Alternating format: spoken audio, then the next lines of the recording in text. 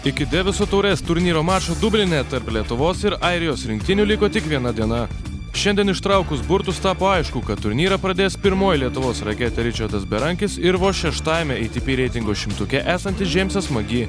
Iškart po šios dvikovos į kortą žengs puikią sportinę formą demonstruojantis Laurynas Grigelis ir Airijos rinktinės lyderis Konoras Nilandas.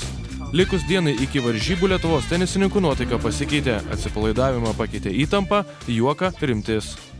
Įtampa po biškį auga, aišku, bet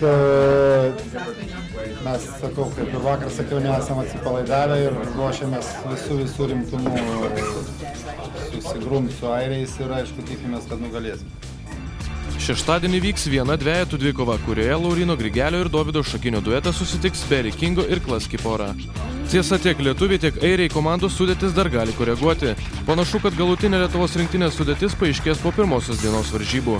Sprendžiant pagal tai, kiek per treniruotes laiko kartu žaisdami praleidžia Berankis ir Grigelis, gali būti, kad Lietuvos rinktinės lyderiai ir kovos prieš airijos duetą. Trečios varžybų dienos pirmoje dvikovoje Berankis susigrums su Nilandu, kuris anot Lietuvos rinktinės kapitono šiuo metu taip pat yra labai geros formos. Pats Berankis džiaugiasi, kad tiek penktadienį, tiek sekmadienį jo dvikova bus pirmoji. Man patinka pirmam visada žaisti.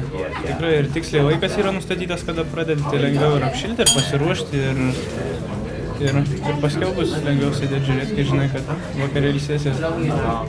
Šiandien lietuviai treniravosi vos 2 valandas, o rytoj planuoja iškovoti 2 taškus.